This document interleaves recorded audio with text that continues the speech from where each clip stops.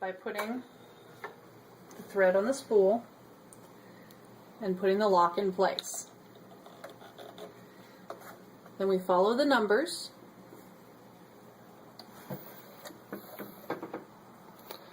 One, two, three, 4. Come down here. 4. And then for 5, it takes 2 fingers. Goes through there. 6 is right here. It goes in there. And then 7 is down here. From there, all we have to do is thread the needle, which is difficult when you're old and blind. But regardless, doable. Okay. So we threaded it from here to 1 to 2, down to 3, up across 4 to 5, back down to 6, which goes through here, and then 7, which is unlabeled. And then from there we thread the needle. Pretty standard. To get the bobbin in, first we need into the bobbin compartment. So we use the little lever, we pull it there, and it comes up. We set that aside. This is what's called a drop-in bobbin. See the arrow, see the string, drop the bobbin in. Okay, hold on, I'm going to get a... Okay. Okay. And you need to come over here so you can see my hand.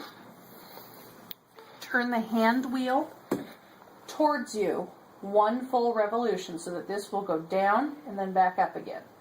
So you're going to go all the way down,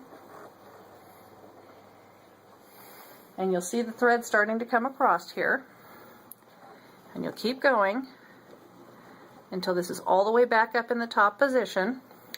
No. And then, now, if we look down here, if you look down here, you'll notice that the blue thread of the bobbin is caught on the white thread of the spool. Just use a pair of snippy scissors or, ice pick, anything that'll fit under there. Sometimes your fingers will fit. So just pull it on through. Put the lid back on the bobbin. And at that point,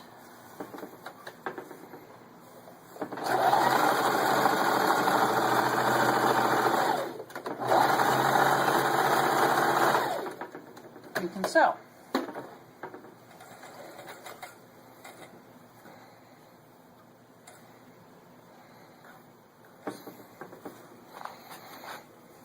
That. And the stitching is even and nice. Now if you're concerned, you can adjust the tension here. I've got it currently on 1. I wouldn't go up past 2. Depends on the fabric you're working with and the kind of stitch you want. And that's it.